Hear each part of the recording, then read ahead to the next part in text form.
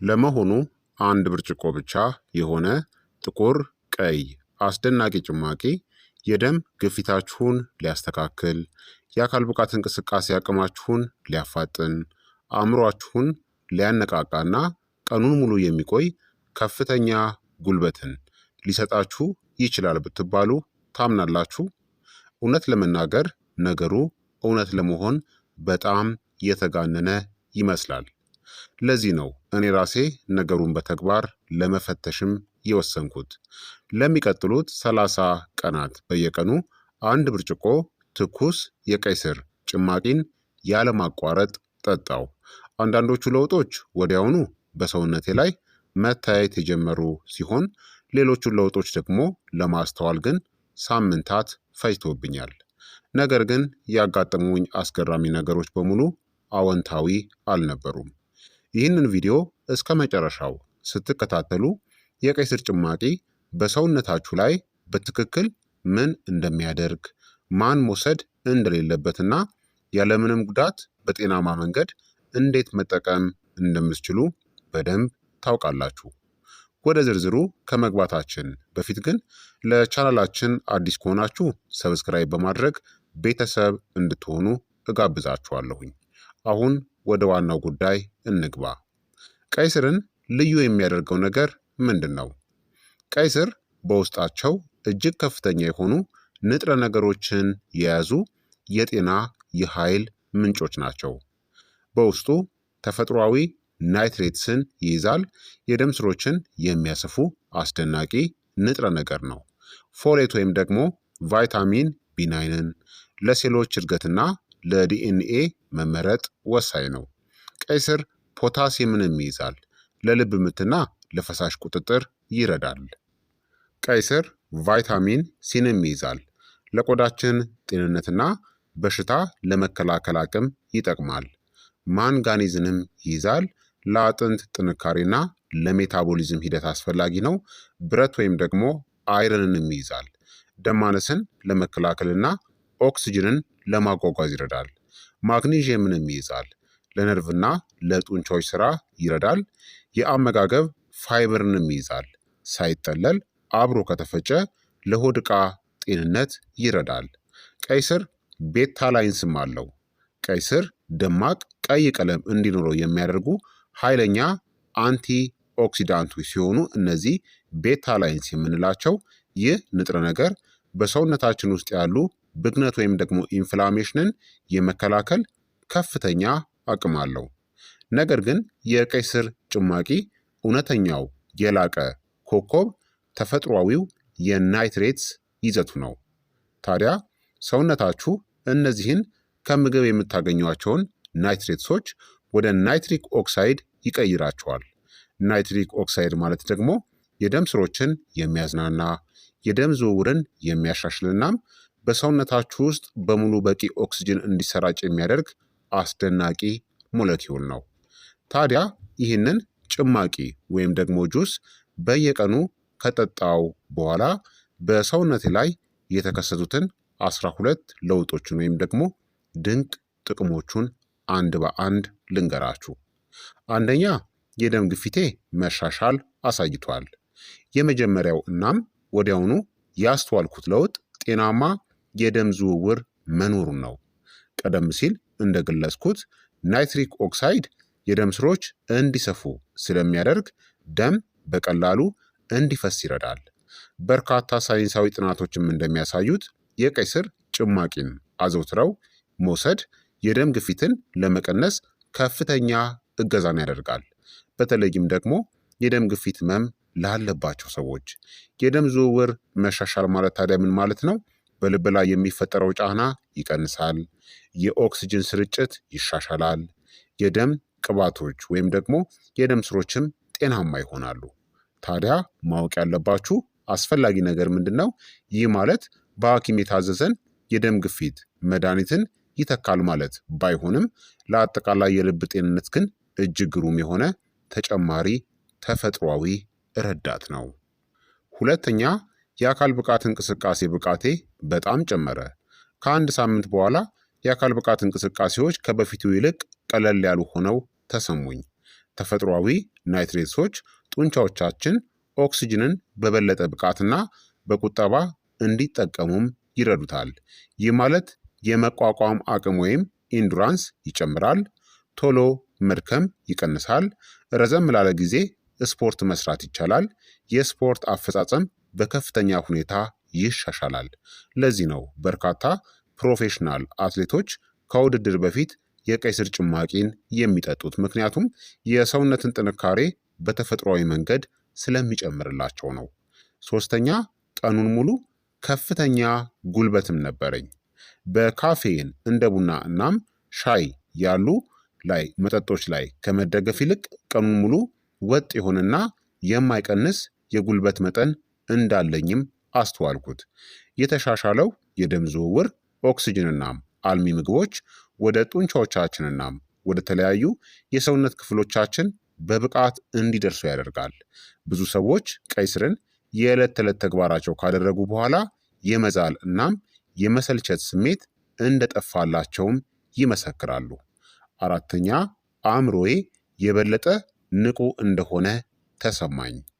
አእምሯችን በአግባቡ ለመስራት በከፍተኛ ሁኔታ በጤናማ የደም ዝውውር ላይ የተመሰረተ ነው። ናይትሪክ ኦክሳይድ የደም ዝውውርን ስለሚያሻሽል ብዙ ኦክስጅን ወደ አእምሮ ቲሾዎች ይደርሳል። ይህም እነዚህን ነገሮች ይደግፋል።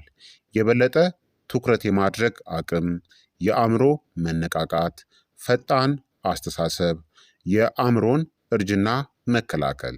ተመራማሪዎች በተለይ በዕድሜ በገፉ አዋቂዎች ላይ የቀይ ስር ጭማቂ የአእምሮ ማስታወስናም የማሰብ ብቃትን ለመደገፍ ያለውን ጥቅም ለማጥናት ትልቅ ትኩረትንም ሰጥተዋል። አምስተኛ፣ ጡንቻዎቼ በፍጥነት አገገሙ። በተለመደው ሁኔታ ከባድ ስፖርት ከሰራም በኋላ ጡንቻዎቻችን ለቀናት ሊያገግሙና ሊደነዝዙ ይችላሉ። ነገር ግን ከጥቂት ሳምንታት በኋላ ከስፖርት በኋላ የሚሰማኝ የጡንቻ ህመም በጣም ቀነሰ። የተሻሻለው የደም ፍሰት በጡንቻዎች ውስጥ የሚከማቹ አላስፈላጊ ቆሻሻዎችን እንደ ላክቲክ አሲድ ያሉ በፍጥነት አስወግዶ ለጡንቻ ጥገና የሚያስፈልጉ አልሚ ምግቦችን በቶሎ ያደርሳል። ይህም ከስፖርት በኋላ ጡንቻዎች የሚያገግሙበትን ጊዜ ያሳጥረዋል። ስድስተኛ፣ ልቤ ተጨማሪ ድጋፍን አግኝቷል። ጤናማ የደም ዝውውር ለእያንዳንዱ የሰውነታችን ክፍል ይጠቅማል። በቀይ ስር ውስጥ ያሉ ታላላቅ አንቲኦክሲዳንቶች በሰውነታችን ውስጥ የሚፈጠሩትን የኦክሲዲቲቭ ስትረስንናም ብግነት ወይም ደግሞ ኢንፍላሜሽንን ለመዋጋት ይረዳሉ። እነዚህ ሁለት ነገሮች ደግሞ ለልብ ህመም ዋነኛ መንስኤዎች ናቸው። ከጤናማ አመጋገብ ጋር ሲቀናጅ የቀይ ስር ጭማቂ ለረጅም ጊዜ የልብና የደም ስር ጤንነትን በከፍተኛ ሁኔታ ይደግፋል።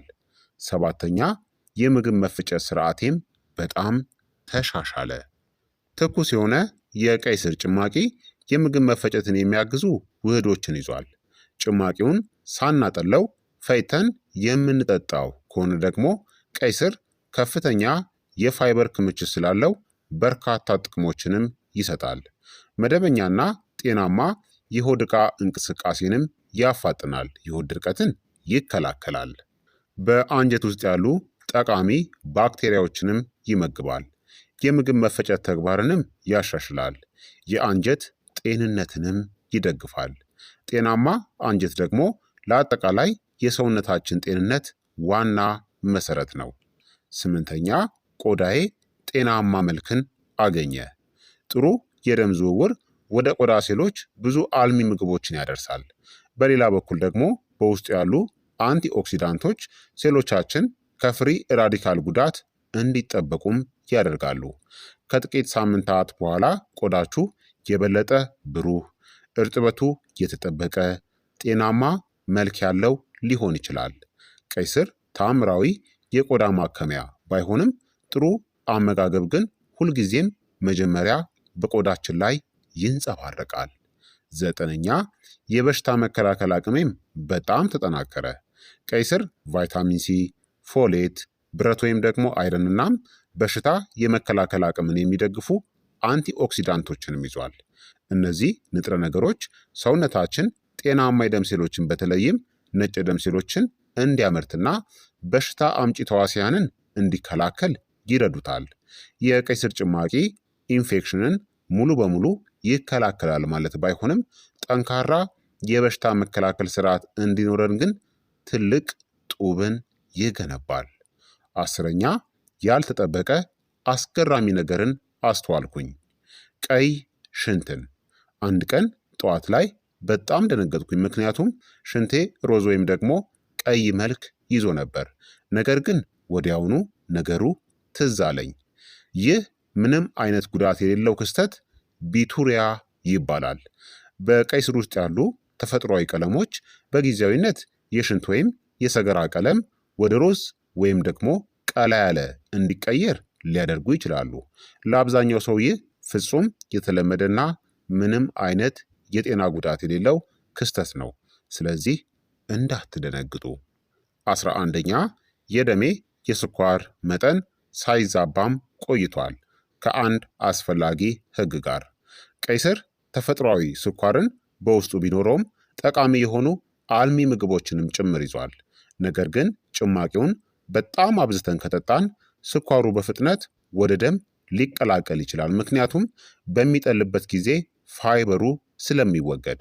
የስኳር ህመም ወይም ደግሞ ዲያቤቲስ ካለባችሁ የቀይ ስር ጭማቂን በመጠኑ ወይም በልክ መጠቀምና የጤና ባለሙያችሁ በሚመክረው መሰረት የደሙን ቀይ ስር መመገብ ግን ፋይበሩ ስላልተወገደ ሆድን በበለጠ ይሞላል። የስኳር መጠኑም ቀስ ብሎ ነው የሚለቀቀው። 12ኛ የቀይ ስር ጭማቂ ለሁሉም ሰው እንደማይስማማም ተረዳሁኝ። ምንም እንኳን ብዙ ጥቅሞች ቢኖሩትም አንዳንድ ሰዎች ግን በጥንቃቄ የቀይ ስር ጁስን ሊጠቀሙበት ይገባል። እነዚህም የመጀመሪያው የኩላሊት ጠጠር ታሪክ ላለባቸው ሰዎች ነው። ቀይ ስር በውስጡ ኦክሳሌት የተባለ ውህድ በከፍተኛ መጠን ይዟል። ይህ ውህድ ተጋላጭ በሆኑ ሰዎች ላይ የኩላሊት ጠጠር የመፈጠር እድልን ሊጨምር ይችላል። እንዲሁም የደም ግፊት መድኃኒትን ለሚወስዱ ሰዎች ነው። ቀይ ስር ራሱ የደም ግፊትን በከፍተኛ ሁኔታ ስለሚቀንስ ከመድኃኒት ጋር ሲደመር ግፊትን በጣም ሊያወርደው ስለሚችል ከሐኪማችሁ ጋር መማከር አለባችሁ። እንዲሁም የመድኃኒት ወይም የአመጋገብ ገደብ ያለባችሁ ከሆናችሁ ነው። ስር የሰደደ የኩላሊት በሽታ ካለባችሁ የቀይ ስር ጭማቂን የዕለት ተዕለት ልማድ ከማድረጋችሁ በፊት የግል ሐኪማችሁን አማክሩ። ታዲያ የቀይ ስር ጭማቂን ለመጠጣት ከሁሉም የተሻለው መንገድ እንዴት እንደሆነ እንመልከት። ለአብዛኞቹ ጤናማ አዋቂዎች እንግዲህ በቀን ወደ ከ250 እስከ 500 ሚሊ ሊትር ወይም ከ1 እስከ 2 ብርጭቆ የቀይ ስር ጭማቂን መጠቀም በጥናቶች የተደገፈና ተስማሚም መጠን ነው። ትኩስ ወይም የተፈጨ የቀይ ስር ጭማቂን መጠቀም ይመረጣል። ሰው ሰራሽ ስኳርን ጨርሶ እንዳትጨምሩ። ተጨማሪ ንጥረ ነገሮችን ለማግኘት ደግሞ እንደ ካሮት፣ ሴለሪ፣ ዝንጅብል ወይም ደግሞ ኪያር ካሉ አትክልቶች ጋር አብሮ መፍጨት ጣዕሙንም ይጨምረዋል። አካላዊ እንቅስቃሴን ከማድረጋችሁ ከ2 እስከ 3 ሰዓታት በፊት ደግሞ ብትጠጡት የስፖርት ብቃታችሁን በከፍተኛ ሁኔታ ያነቃቀዋል። ታዲያ ለአንድ ወር ያክል በየቀኑ የቀይ ስር ጭማቂን ከጠጣው በኋላ ያገኟቸው ትልልቅ ጥቅሞች እነዚህ ናቸው።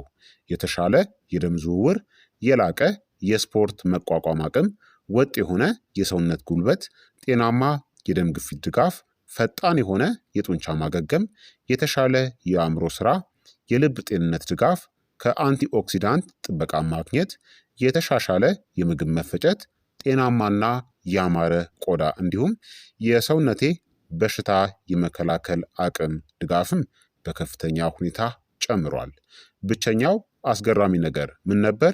ያው የሽንት ቀለም ወደ ሮዝ መለወጥ ብቻ ነው። በአጭሩ ለአብዛኛዎቹ ጤናማ ሰዎች የቀይ ስር ጭማቂ ለተመጣጠነ አመጋገብ እጅግ ግሩም ረዳት ነው። ነገር ግን ብቻውን ተአምራዊ ፈውስ አይደለም። ትልቁን ጥቅም ማግኘት የሚቻለው አዘውትሮ ስፖርትን ከመስራት፣ በቂ እንቅልፍን ከማግኘት፣ ውጥረትን ከመቀነስ እናም በፍራፍሬ፣ በአትክልት፣ በጥራጥሬ እናም ንጹህ ፕሮቲኖች የበለጸገ አመጋገብን አብሮ በመከተል ብቻ ነው። ታዲያ ክቡራትና ክቡራን ተመልካቾቼ እናንተስ የቀይ ስር ጭማቂን ሞክራችሁ ታውቃላችሁ? በሰውነታችሁ ላይ ያያችሁት ለውጥስ አለ? ያጋጠማችሁን ልምድ ከታች ባለው የኮሜንት ሳጥን ውስጥ አካፍሉኝ። ይህ ቪዲዮ ደግሞ ጠቃሚ ሆኖ ካገኛችሁት ላይክ ማድረጋችሁን፣ ለወዳጅ ዘመዶቻችሁ ሼር ማድረጋችሁን እናም በሳይንስ የተደገፉ የጤና ቪዲዮዎቻችን በሙሉ እንዳያመልጧችሁ የደውል ምልክቱን በመጫን ሰብስክራይብ ማድረጋችሁን በፍጹም እንዳትረሱ። የዛሬው የጤና ትምህርት ይህንን ይመስል ነበረ። ስለተከታተላችሁኝ ከልብ አድርጌ አመሰግናለሁኝ። በሚቀጥለው ቪዲዮ በሌላ አሪፍ የጤና መረጃ እስከምንገናኝ ድረስ መልካም ጊዜ፣ መልካም ቆይታ